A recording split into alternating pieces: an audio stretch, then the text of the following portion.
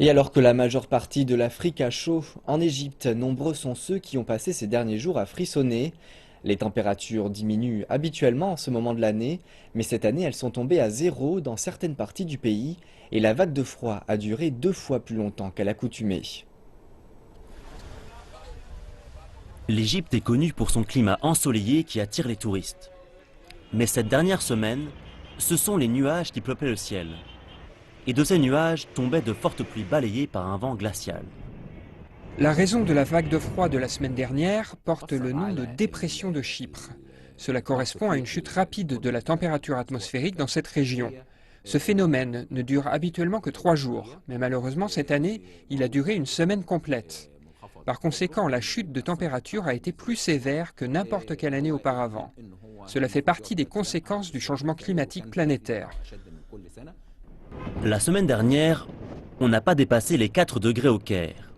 Et aux alentours des montagnes Sainte-Catherine, près de la mer Rouge, il faisait 0 degré. Pour les Égyptiens, cela correspond à des conditions climatiques de type arctique. C'est la première fois dans ma vie que je vois un climat aussi extrême. J'ai 33 ans et je n'ai jamais vu un hiver pareil. Personne ne s'y attendait. Évidemment, ça ne dépend pas de nous, mais le temps est en train de changer. Les fortes pluies ont détruit beaucoup de maisons dans mon village, et nombreux sont ceux qui ne parviennent pas à trouver d'aide.